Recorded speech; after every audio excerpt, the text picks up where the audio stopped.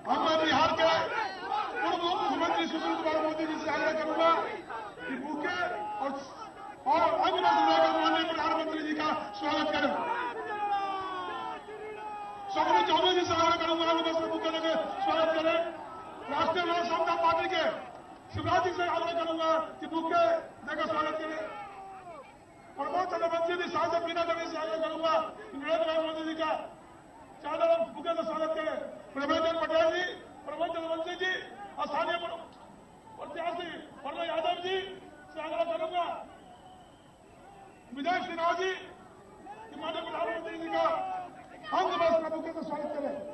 हम आग्रह करूंगा मुंगेर के महापौर श्री कुमकुम देवी जी से, उप महापौर देवी चंदी जी से, जिला अध्यक्ष परमे जी से कि आए हम माननीय नरेंद्र मोदी जी को मुंगेर के प्रतीक की भेंट करके सम्मानित करें।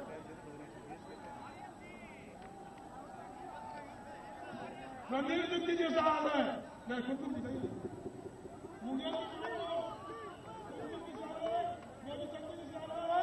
भाजपा के जिला अध्यक्ष कुमार परमे जी से आ रहा है कि प्रतीक की देकर अभिवादन को स्वीकार करें, प्रतीक की देकर भेंट करके स्वागत करें।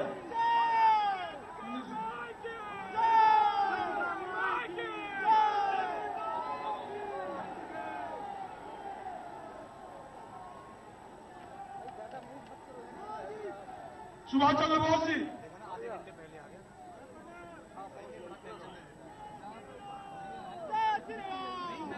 बीना देवी जी स्थानीय सांसद हैं।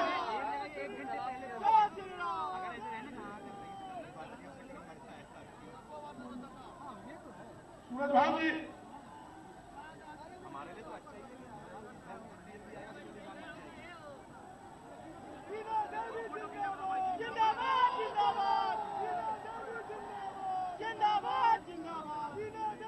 हम जन जन के नेता, भारत के यशस्वी प्रधानमंत्री जिन्होंने पूरे देश में क्या विश्व में दंगा बनाने का काम किया है, ऐसे प्रधानमंत्री नरेंद्र भाई मोदी जी से आग्रह करूंगा आए हम मुंगेर के विशाल जनसभा को संबोधित करें। माननीय नरेंद्र भाई मोदी जी,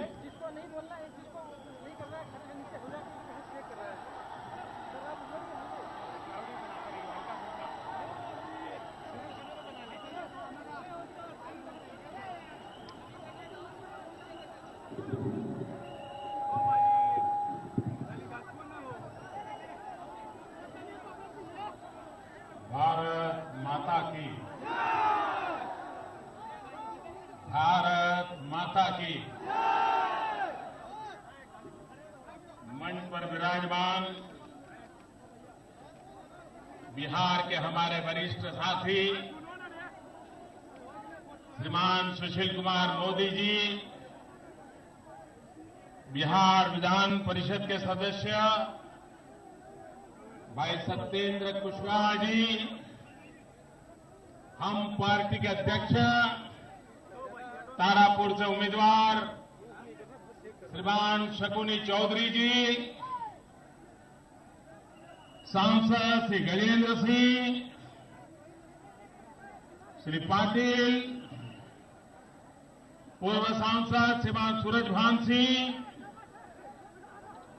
राष्ट्रीय लोक समता पार्टी के महासचिव श्रीमान शिवराज सिंह जी,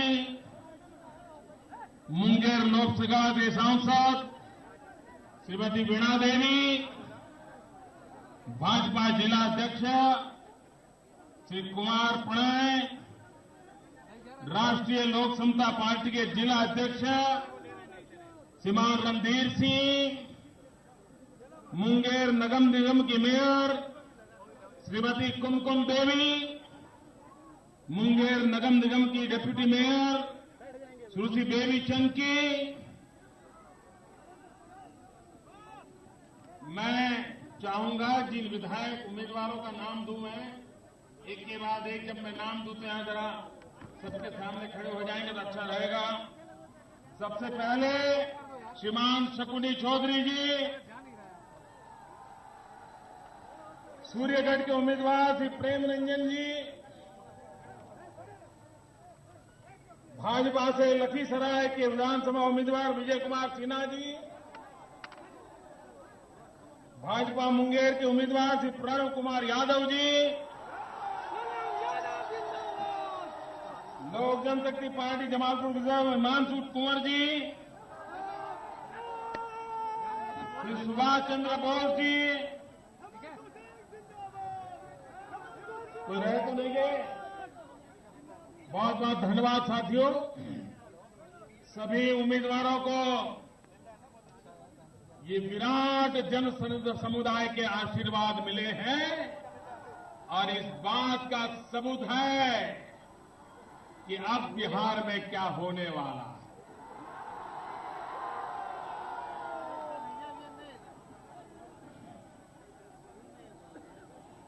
मैं एक सच बता दूं आप लोगों को, बता दूं,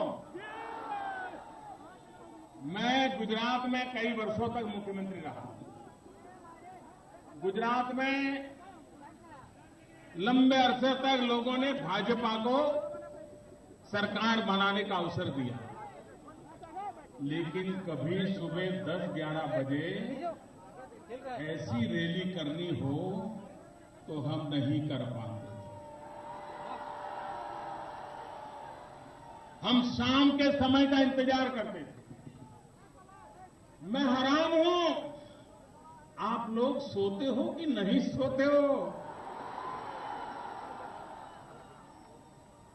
ये दृश्य, ये अपने आप में इस बात का सबूत है कि हवा का रुख किस तरफ चल रहा है।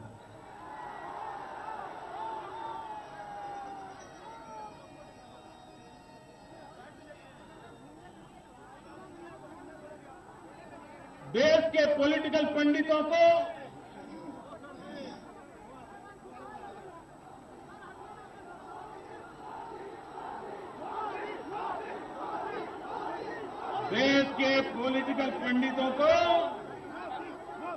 इस बार अपने सारे राजनीतिक समीक्षा के आधार बदलने के लिए बिहार ने मजबूर कर दिया। लंबे अरसे तक बिहार की राजनीति की चर्चा या तो कुछ नेताओं के इर्द गिर्द रहती थी या कुछ जातियों के इर्द गिर्द रहती थी। पहली बार बिहार का चुनाव युवाओं के जोश के आसपास केंद्रित हुआ है। पहली बार चुनाव विकास के विचार पर केंद्रित हुआ है। मैं समझता हूं हिंदुस्तान के सभी राजनीतिक पंडितों को इस बात को मोहर लगाने के दिन अब आ चुके हैं। भाइयों बहनों, आज 8 अक्टूबर है। मुझे मुंगेर की उस धरती पर आने का सौभाग्य मिला है जहां योग को आधुनिक रूप दिया गया। पूरे विश्व को मुंगेर ने आकर्षित किया और यही मुंगेर जैसी योग पीठें हैं देश में जिन्होंने दुनिया के 190 से ज्यादा देशों को योग मनाने के लिए प्रेरित किया।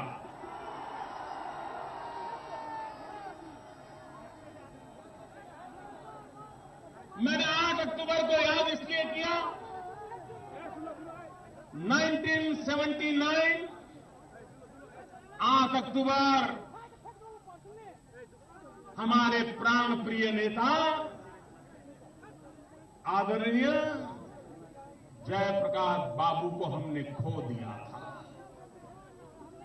जयप्रकाश नारायण का निधन 8 अक्टूबर 1979 को हुआ था। जयप्रकाश नारायण जी में मौत से भी मुकाबला करने की ताकत थी। उन्होंने अंग्रेजों के नाक को दम कर दिया था। और आजादी के बाद वे सुशासन के लिए लड़ते रहे, भ्रष्टाचार से लड़ते रहे, देश के भविष्य को उज्जवल बनाने के लिए उन्होंने अपना पूरा जीवन खपा दिया था और संपूर्ण क्रांति का मंत्र लेकर के देश के नौजवानों में एक नई चेतना प्रगटाई थी। लेकिन जयप्रकाश बाबू को कोई कल्पना नहीं कर सकता था कि हमारे बीच से इतने जल्दी चले जाए। लेकिन इसलिए गए कि आपातकाल में ये बहुत सारे नौजवान जिसका उस समय जन्म भी नहीं हुआ होगा, कांग्रेस पार्टी ने इस देश में आपातकाल लगाया था, हिंदुस्तान को जेल खाना बना दिया था। जयप्रकाश नारायण जी को जेल के सलाखों के पीछे धकेल दिया गया था और वहां से उनकी बीमारी आई जो आकर के उनको ले डूबी। और दुर्भाग्य देखिए, जो कभी जयप्रकाश नारायण के गीत गाते थे वही लोग उस कांग्रेस के साथ बैठे हैं जिस कांग्रेस ने जयप्रकाश बाबू को जेल के अंदर बंद करके रखा। ये स्वार्थ की राजनीति नहीं है तो क्या है? ये जेपी के साथ धोखा नहीं है तो क्या है?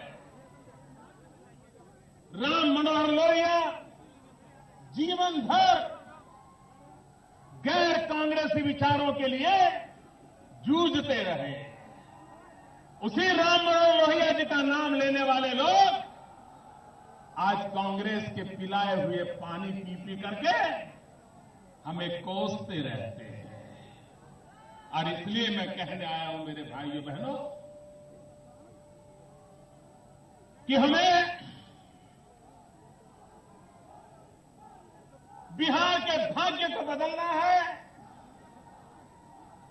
और मेरा ये विश्वास है ये बिहार के नौजवान बिहार की तकदीर भी बदलेंगे, बिहार की तस्वीर भी बदलेंगे, ये मेरा पूरा विश्वास है। मैं आज मुंगेर की धरती पर आया हूं तो मुझे स्वाभाविक है नंदलाल बोस को स्मरण करना चाहिए। यहां बहुत कम लोग होंगे शायद उन्हें नंदलाल बोस के विषय में कभी चर्चा सुनने का अवसर मिला होगा। तारापुर में जन्मे नंदलाल बोस, जिस प्रकार से डॉक्टर बाबा साहब आंबेडकर ने भारत को संविधान दिया, उस संविधान को नए रूप रंग देने का काम इसी मुंगेर के लाल तारापुर के नंदलाल बोस ने किया। अलग अलग खंडों में 22 चित्र जो आज भी हमारे भारत के संविधान की मूल प्रत पर है, वे 22 चित्र, उसकी सजावट, उसका रंग रोगान इसी मुंगेर की धरती के बेटे नंदलाल जी ने किया था। मैं आज उनको आदरपूर्वक नमन करता हूं। कला संस्कृति ये बिहार के रग रग में है और जब भी मौका मिला इसने अपना असली रूप दिखाया है।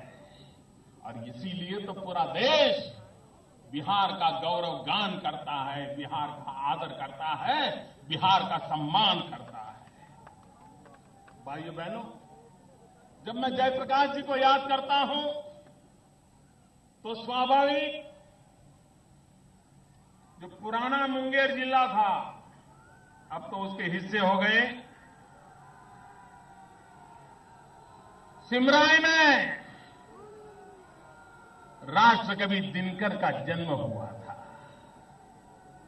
और राष्ट्रकवि दिनकर की वो कविता जिसने पूरे देश के हिंदुस्तान के नौजवानों को प्रेरित किया था, सिंहासन खाली करो कि जनता आती है। आज बिहार के शासकों को राष्ट्रकवि दिनकर की वो बात, इसी को लेकर के बिहार का नौजवान चल पड़ा है। और इसलिए मेरे भाइयों बहनों, इस बार इस चुनाव में हमें बिहार के भाग्य को बदलने के लिए संकल्प करना है। भाइयों बहनों, मेरा जन्म गुजरात की धरती पर हुआ। ये वो धरती है जहां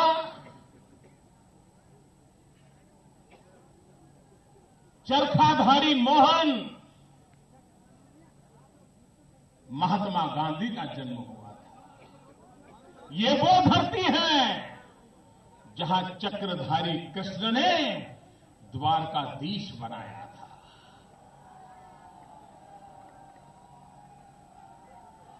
और देखिए, आज भी उस धरती पर द्वारकाधीश की परंपरा कैसी चल रही है। श्री कृष्ण की संस्कारों की छाया उस धरती को कितनी प्रेरणा देती है।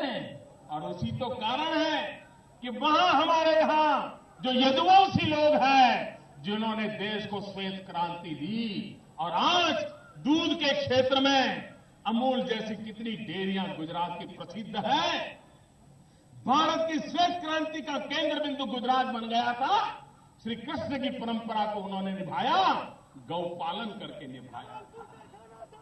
भाइयों बहनों, लेकिन यहां एक नेता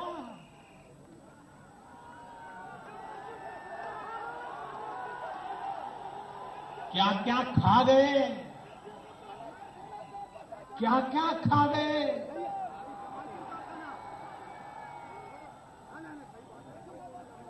और उन्होंने जिस प्रकार से यदुवंश को अपमानित किया, लालू जी,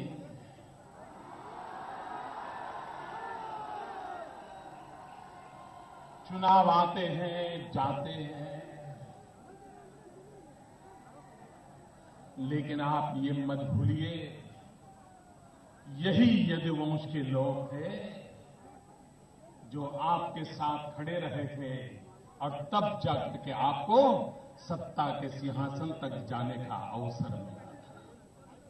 आज यदुवंश के लोग अगर आपको कोई सवाल करते हो तो आप उन पर क्या क्या आरोप लगाते हो।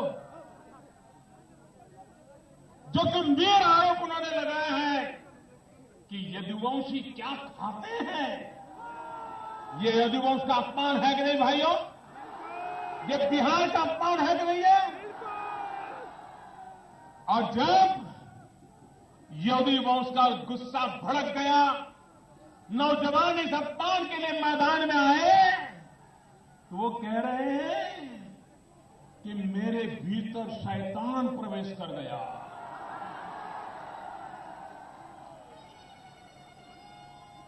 उनके भीतर शैतान प्रवेश कर गया। मेरे बिहार के भाइयों बहनों, मेरे मन में एक सवाल होता है, ये शैतान को यही एड्रेस कहां से मिल पाया, ये मुझे समझ नहीं आया। ये मेरे मन में सवाल है। उसको हिंदुस्तान में, दुनिया में शैतान को कोई ठिकाना नहीं मिला, यही ठिकाना मिला।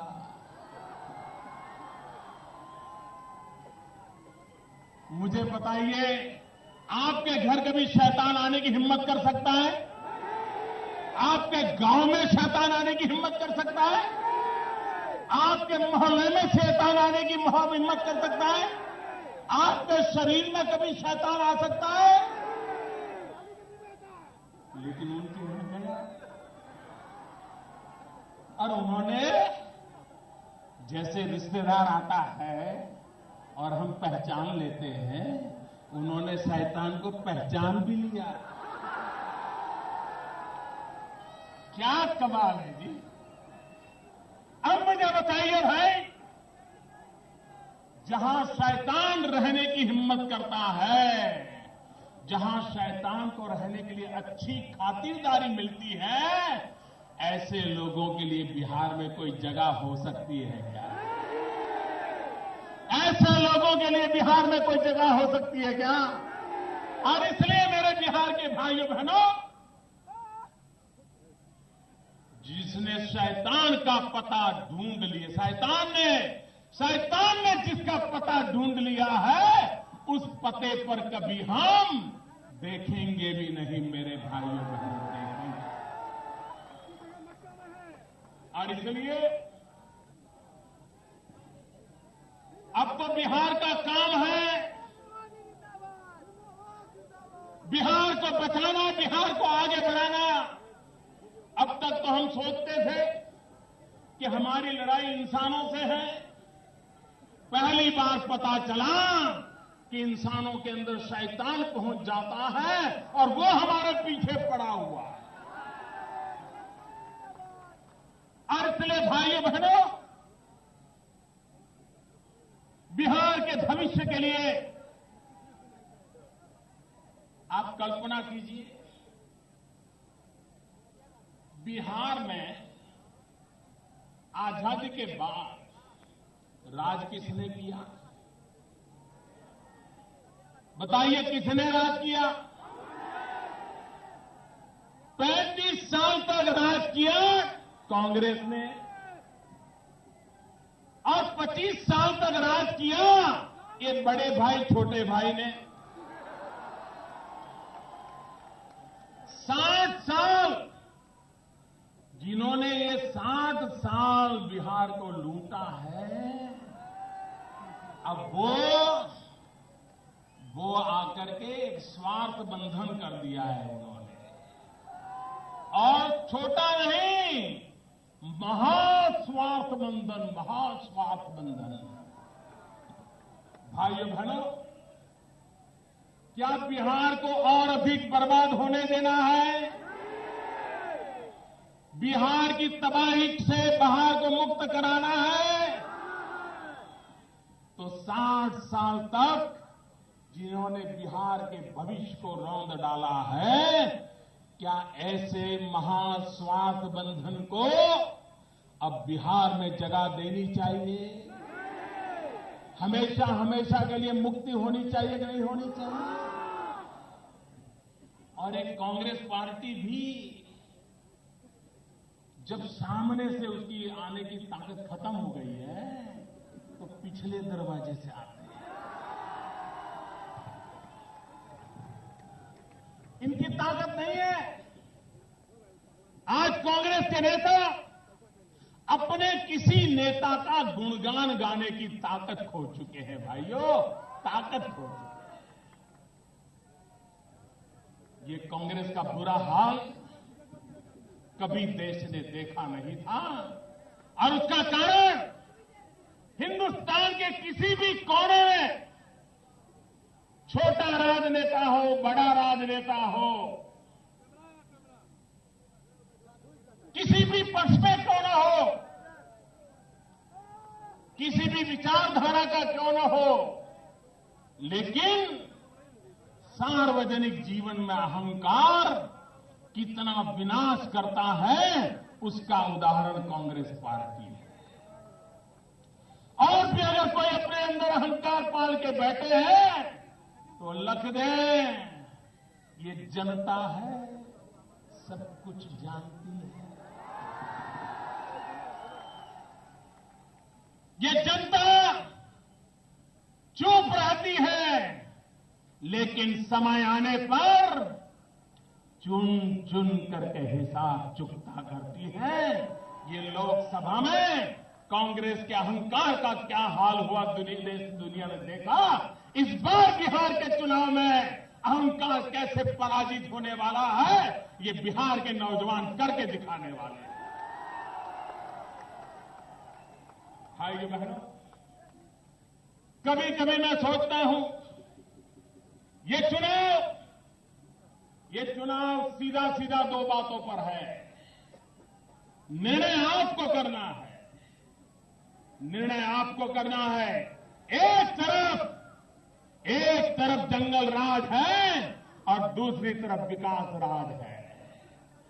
ये चुनाव जंगल राज और विकास राज के बीच की लड़ाई है। आप मुझे बताइए, जंगल राज चाहिए हमें फिर से? जंगल राज आने देना चाहिए? अभी भनक आ गई है। बिहार सरकार के खुद के आंकड़े, बिहार सरकार के खुद के आंकड़े जनवरी से जुलाई महीने के आंकड़े कह रहे हैं कि बिहार का एक जो जंगल राज का सबसे बड़ा उद्योग लगा था, मालूम है ना जंगल राज में सबसे बड़ा उद्योग कौन सा था? जंगल राज का सबसे बड़ा उद्योग था अपहरण, किडनैप करना। डॉक्टर हो, इंजीनियर हो, व्यापारी हो, उठा के ले जाओ, फिरौती लो। पिछले जनवरी से जुलाई महीने के बीच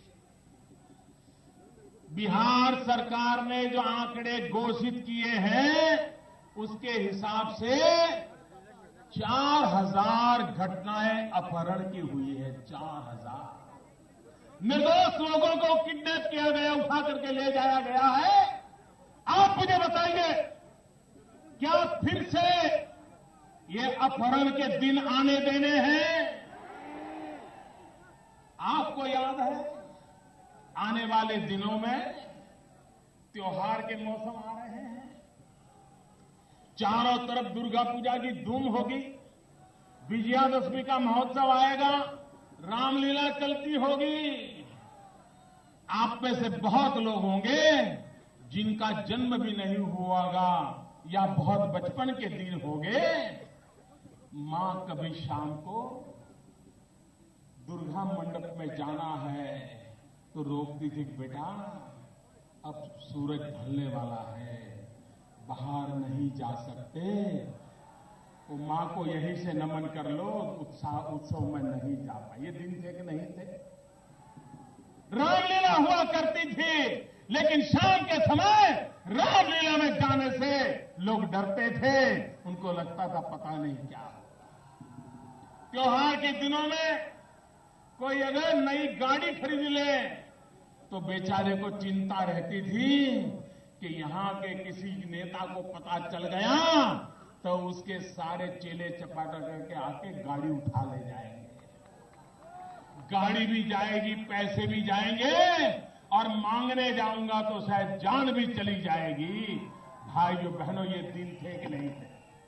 ये दिन बिहार ने देखे कि नहीं देखे?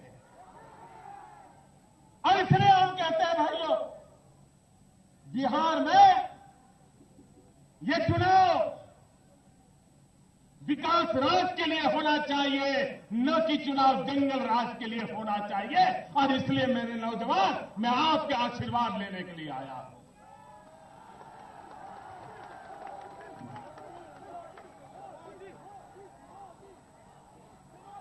भाइयों बहनों,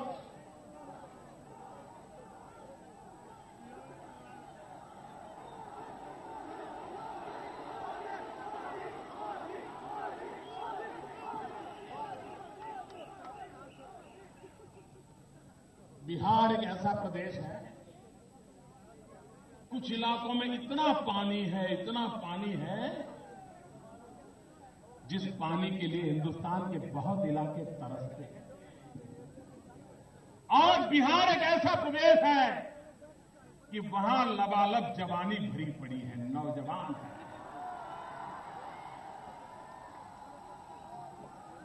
यहां किसी को कुछ भी ना आए, मानो कि सिर्फ बिहार में यहां का पानी और यहां की जवानी पर अगर ध्यान केंद्रित कर दिया जाए, बिहार का जीवन बदल जाए। यहां ऐसी सरकारें आई हैं जहां बिहार का पानी भी बर्बाद हुआ, बिहार की जवानी भी पलायन कर गई। मुझे बिहार का पानी भी और बिहार की जवानी, इन दोनों पर मेरा भरोसा है। और वो न सिर्फ बिहार बदलेंगे, वो पूरे हिंदुस्तान को बदलेंगे। ये विश्वास लेकर के मैं बिहार के साथ हूं। जवानी का सही प्रबंध हो, जवानी को सही अवसर हो, देश कहां से कहां पहुंच जाएगा। लेकिन भाइयों बहनों, इन्होंने पानी आया गया सो गया। और हम तो जानते हैं बिहार में एक और उद्योग भी बड़ा चल पड़ा है, रेत की चोरी करने वाले। सारी नदियों का क्या हाल करके रखा है। नदी के किनारे पर रहने वाले लोग ये बालू चोरों के कारण कितने परेशान हैं, वो यहां के लोग भली भांति जानते हैं। पानी तो नहीं बचा, बालू तक नहीं बचने दी इन लोगों ने, और बिहार की बर्बादी का एक कारण बने। और इसलिए मेरे भाइयों बहनों, यह आवश्यक है कि हमें यहां विकास की ओर ध्यान केंद्रित करना है। मैं जरा पूछना चाहता हूं इन नेताओं से जो आए दिन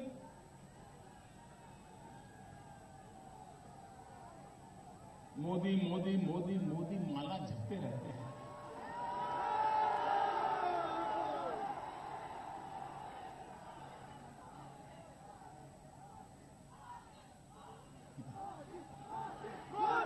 आपका प्यार अलग है।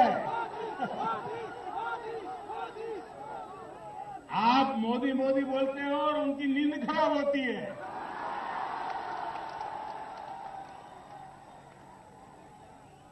भाइयों बहनों, बिहार में ये दोनों महाशय रेल मंत्री थे कि नहीं थे? रेल मंत्री थे कि नहीं थे, बताइए। इतने साल रहे कि रेल मंत्री नहीं रहे? कोई मुझे बताएं, मुंगेर के पुल का काम पूरा कर पाए कि नहीं कर पाए? ये पूरा होना चाहिए, नहीं होना चाहिए?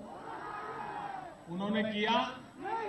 वो तो बिहार के थे, रेल मंत्री थे, दोनों रहे हैं, लेकिन आपके मुंगेर का पुल नहीं बना।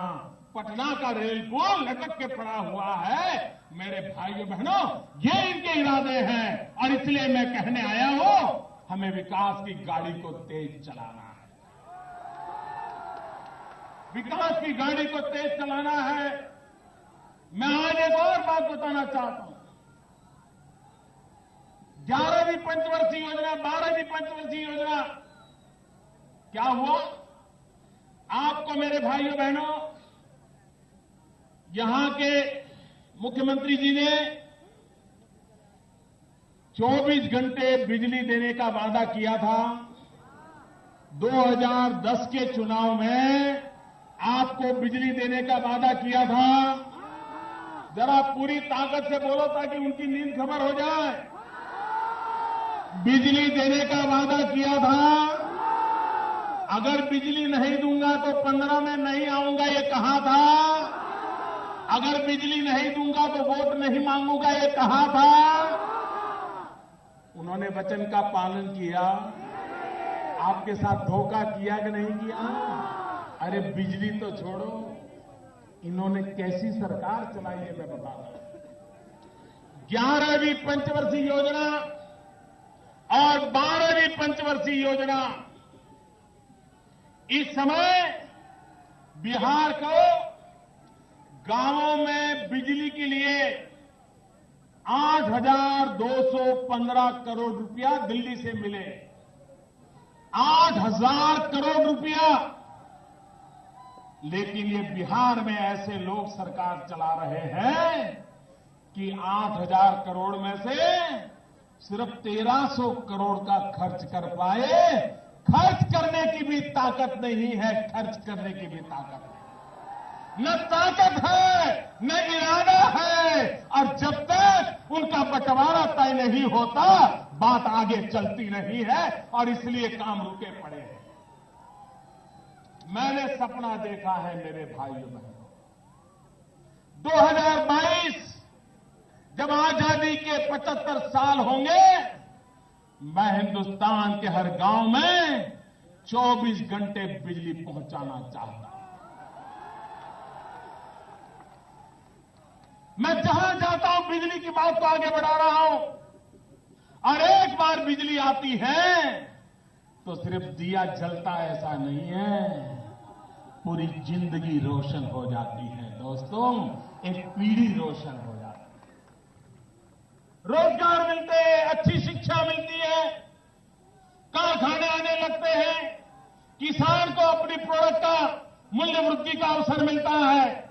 और इसलिए बिजली को आगे बढ़ाना, बिजली से जीवन में सुधार लाना एक बहुत बड़ा काम हमने बीड़ा उठाया है और काम तेजी से आगे बढ़ रहा है। पिछले 30 साल में जितनी बिजली पैदा नहीं होती थी, उतनी बिजली एक साल में आकर के हमने करके दिखाई है। भाइयों, अगर काम करने वाली सरकार हो, कैसे होता है ये हमने करके दिखाया है। और ये जंगल राज कैसा है, मैं एक उदाहरण देना चाहता हूं, मैं आपको याद कराना चाहता हूं। जनवरी 2014, याद कीजिए मेरे भाइयों बहनों, जनवरी 2014,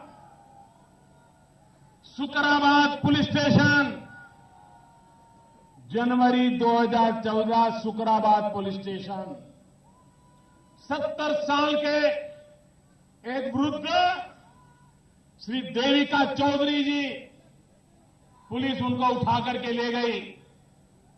क्यों ले गई?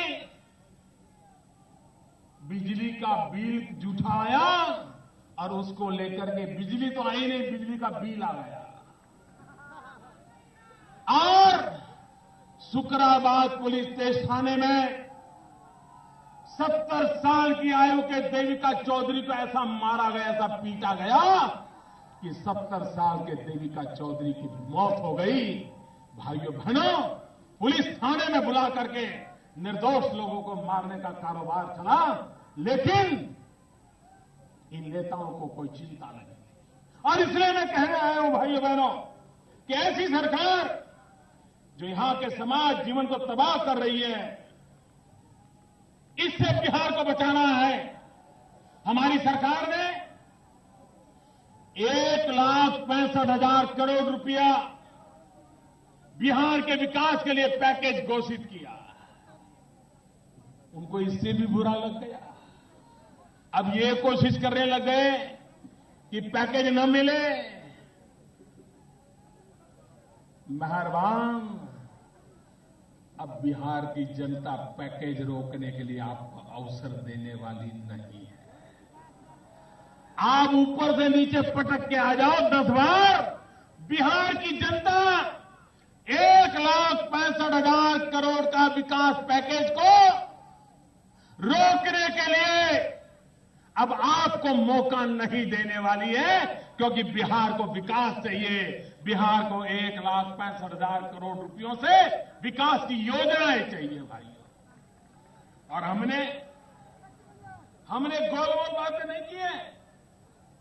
1,65,000 करोड़ रुपया जो हमने कहा है, बिल्कुल एक एक चीज लिख करके कहा है, जिम्मेवारी के साथ कहा है। मुंगेर में पुल बनाया 2300 करोड़ रुपया, national highway 80 Munger Mirza Chowki section को 4 लेन करना 1200 करोड़ रुपया, किऊल गया रेलवे लाइन 123 किलोमीटर 1300 करोड़ रुपया, Kiul Tilaiya rail line electrification 87 kilometre 85 crore रुपया, 3 पहाड़ राजमहल सहित अम्मापाली हाट, किऊल 3 पहाड़ राजमहल सहित किऊल रेलवे लाइन का electrification, Bonidanga link, Bonidanga Barharwa Sahibganj Kiul section का भाग 247 किलोमीटर और करीब करीब 280 करोड़ रुपया। 1,65,000 करोड़ रुपया मुंगेर को क्या मिलेगा, किस गांव को क्या मिलेगा, किस जिले को क्या मिलेगा, किस योजना के लिए मिलेगा, उसका पूरा खाका बना करके घोषित किया है। और दिल्ली सरकार इसको पूरा करने के लिए प्रतिबद्ध है। हमें मौका दीजिए भाइयों। बिहार में मुझे रोड बनाना है, शिक्षा का काम करना है, आरोग्य का काम करना है, बिजली का काम करना है, पानी का काम करना है, नदियों का काम करना है, किसानों के कल्याण का काम करना है, सिर्फ एक काम कर दीजिए आप एक काम दे दिए, ये जो रुकावट करने वाली सरकार है उसको हटा दीजिए। ये रोड अटकाने वाले लोगों को हटा दीजिए।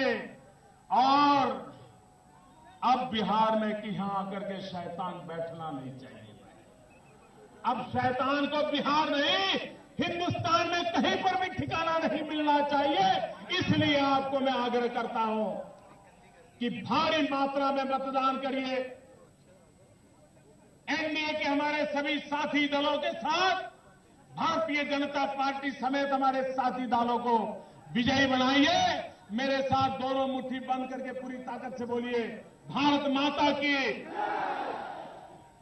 आवाज ऐसी तेज चाहिए, पता चलना चाहिए मुंगेर से आवाज उठी है। भारत माता की, भारत माता की, भारत माता की। सभी नेताओं को आगे आने के लिए मेरा प्रार्थना है, आइए।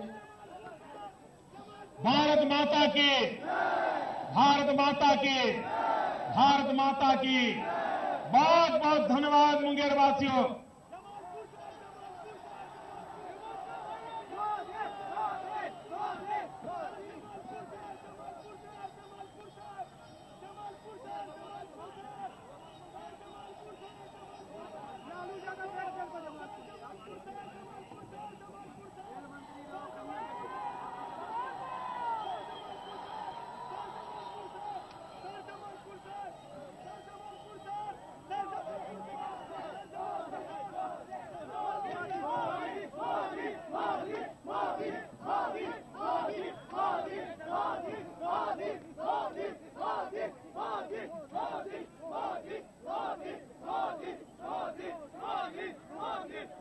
सभी मुंगेर वासियों को धन्यवाद देते हुए आज के कार्यक्रम की समाप्ति की घोषणा करता हूं।